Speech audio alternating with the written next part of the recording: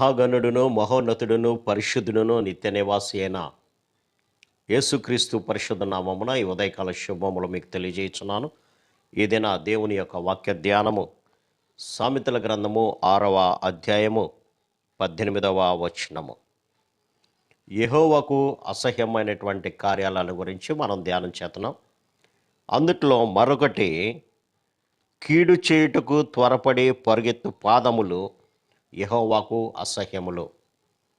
అవును ప్రియులారా, ఈనాడు కీడు చేయడం అంటే మంచి నీళ్లు తాగినంత సులువుగా వారు చేస్తున్నారు. పాపపు క్రియలు చేయడానికి వారు పరిగెత్తేటువంటి స్థితి మనకు కనబడుతుంది. ఎవరు ఇటువంటి స్థితి అంటే దేవుని యొక్క భయము ఏమాత్రము కూడా లేనటువంటి వారే పాపము చేయడానికి వెనుకడుగు వేయట్లేదు. ముందుండి త్వరపడేటువంటి స్థితిలో వారు ఉంటున్నట్లుగా మనం గమనించవచ్చు.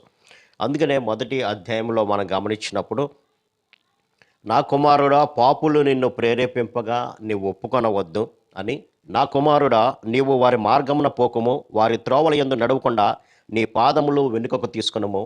కీడు చేయుటకై వారి పాదములు పరిగెత్తును, నరహత్య చేయుటకై వారు త్వరపడుదురు అని మొదటి అధ్యాయంలో మనం చూడవచ్చు.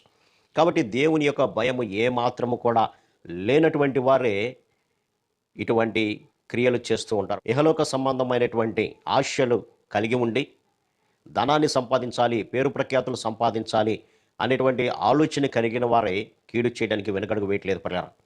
వారి కుటుంబ సభ్యులనే, సొంత వారినే హతమార్చేటువంటి స్థితికి కూడా వారు దిగజారుతున్నారు. కారణం ఏంటంటే ఇహలోక సంబంధమైనటువంటి ధనాన్ని సంపాదించాలి అనేటువంటి ఆలోచనతోనే. అందుకనే ప్రభు ఇక్కడ చెప్తున్నటువంటి మాట, కీడు చేటుకు త్వరపడి పరుగెత్తేటువంటి వారి పాదాలు నాకు అసహ్యములు అని అంటున్నారు. దేవుడు ఏర్పాటు చేసుకున్నటువంటి ఇశ్రాయేలు జనాంగాన్ని, దేవుడు ప్రేమిస్తున్నటువంటి ఇశ్రాయేలు జనాంగాన్ని శపించడానికి బాలాకు రాజు బిలామును పిలిపించాడు. ప్రియులారా, ఇదిగో నీకు ధనాన్ని ఇస్తాను, కాబట్టి నువ్వు వెళ్ళి ఇశ్రాయేలు జనాంగాన్ని శపించు అన్నప్పుడు ప్రభు చెప్తున్నాడు, వారు నా ప్రజలు కాబట్టి వారిని శపించడానికి నీకు వీలు లేదు అని ప్రభు సెలవిచ్చాడు. అయినప్పటికీ కూడా బాలాకు రాజు ఇస్తున్నటువంటి ధనానికి ఆశపడి వారిని శపించడానికి బయలుదేరినట్లుగా మనం చూడవచ్చు. కాబట్టి ప్రవక్త అయ్యుండి కూడా అతని యొక్క మనస్సు దేవుని మీద పెట్టుకోలేదు. కానీ ఇహలోక సంబంధమైనటువంటి క్షయమైపోయినటువంటి బంగారము, వెండి వస్త్రాల మీద తన యొక్క దృష్టిని పెట్టుకున్నాడు పిల్లరా. అందుకనే ఇశ్రాయేలు జనాంగాన్ని శపించడానికి పరిగెత్తుతున్నట్లుగా మనం చూడవచ్చు. అయితే ప్రభు ఇక్కడ సెలవిస్తున్నటువంటి మాట ఏంటంటే, ఎవరైతే కీడు చేయడానికి, పాపము చేయడానికి వారి యొక్క పరుగులు పెడుతూ ఉంటారో వారిని నేను అసహించుకుంటాను అని అంటున్నారు. అయితే ఆనాడు గాడిద మీద వెళ్ళిస్తున్నటువంటి స్థితిలో ఉన్నప్పుడు ప్రభుదూత అతనిని అడ్డగించినట్లుగా మనం చూడవచ్చు. కాబట్టి నోరు లేనటువంటి జంతువుల చేత ఆనాడు బిలాముకి బుద్ధి చెప్పినట్లుగా మనం చూడవచ్చు. అయినప్పటికీ బిలాము వెళ్ళినప్పుడు బిలాము నోట దీవెన వచనమే ప్రభు ఇచ్చాడు, కానీ శాపవచనం అనేది అతని నోట ఏమాత్రం కూడా రానిలేదు ప్రభు. కాబట్టి ప్రభు తన చిత్తాన్ని నెరవేర్చుకునేటువంటి వారు. కాబట్టి మన యొక్క జీవితాల్లో ఇహలోక సంబంధమైనటువంటి సంపాదించుకోవడానికి ఇతరులకు కీడుని కలిగించే వారంగా ఉంటే ప్రభు అంటున్నాడు, నిన్ను నేను అసహించుకుంటాను. అందుకనే ప్రభు అంటున్నాడు, ఈ లోకంలో ఉన్నదంతా కూడా శరీరాశ, నేత్రాశకు సంబంధించింది. ఎవడైతే లోకంలో ఉన్నటువంటి వాటిని ప్రేమిస్తాడో వాడు నాకు శత్రువు అని దేవుని యొక్క వాక్యం సెలవిస్తున్నప్పటికీ కూడా అతడు ధన సంపాదన మీద ఆశ కలిగిన వాడై పరిగెత్తినట్లుగా మనం చూడవచ్చు. కాబట్టి ప్రభు వాక్యము చాలా క్లియర్గా మనతో చెబుతున్నటువంటి మాట ఏంటంటే, కీడు చేయుటకు త్వరపడి పరుగులెత్తేటువంటి పాదాలను నేను అసహించుకుంటాను అని ప్రభు సెలవిస్తున్నారు. కాబట్టి మన పాదాలు ఎటువైపు నడుస్తున్నాయి ఒకసారి ఆలోచన చేద్దాం. మంచి చేయడానికి పరిగెత్తుతున్నాయా, లేదంటే కీడు వైపు పరిగెత్తుతున్నాయా? దేవుని యొక్క సన్నిధికి మన యొక్క పాదాలు పరిగెత్తుతున్నాయా, లేదంటే అపవిత్రమైనటువంటి వాటిని చేయడానికి మన యొక్క పాదాలు పరిగెత్తుతున్నాయా? ఒకసారి ఆలోచన చేద్దాం పిల్లలు. ఎందుకంటే మనమందరం కూడా ఈ లోకంలో జీవించేది కొద్ది కాలమే.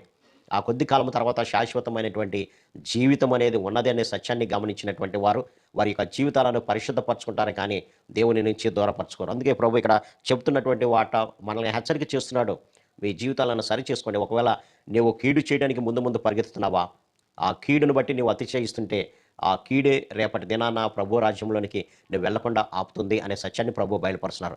కాబట్టి ఒకవేళ మన జీవితంలో కనుక కీడు చేస్తూ ఉన్నట్లయితే, ఇతరులను అన్యాయం చేస్తూ ఉన్నట్లయితే మన జీవితాలను ఈ వాక్యం ద్వారా సరి చేసుకుందాం. ప్రభువు వైపుకి మన యొక్క పాదాలను తిప్పుకుందాం. కీడు నుంచి తప్పించబడదాం. అట్టి కృపా పరిశుద్ధాత్మ దేవుడు మనందరికీ దయచేయను గాక. ఆమేన్. ప్రార్థన. సర్వశక్తుడా, ప్రేమ గల మా తండ్రి, కీడు చేయడానికి పరిగెత్తేటువంటి వారి పాదాలను నేను అసహించుకుంటానన్నావు ప్రభా. అదే మీ సువార్త ప్రకటించేటువంటి పాదాలైతే ఎంతో సుందరంగా ఉంటున్నాయి అంటున్నావు ప్రభు. అందుని బట్టి మీకు వందనాలు తండ్రి. కాబట్టి ఒకవేళ మా జీవితంలో కీడు చేయడానికి గనక మా పాదాలు పరిగెత్తుతుంటే, అనగా పాపం చేయడానికి త్వరపడుతుంటేనైనా ఆ పాపం నుంచి మేము దూరంగా ఉండి మీ యొక్క రాజ్యంలో చేరడానికి పరిశుద్ధమైనటువంటి జీవితం గడిపే భాగ్యం ప్రతి బిడ్డకు దయచేయమని యేసు నామమున అడిగి వేడుకుంటున్నాను తండ్రి. ఆమేన్. God bless.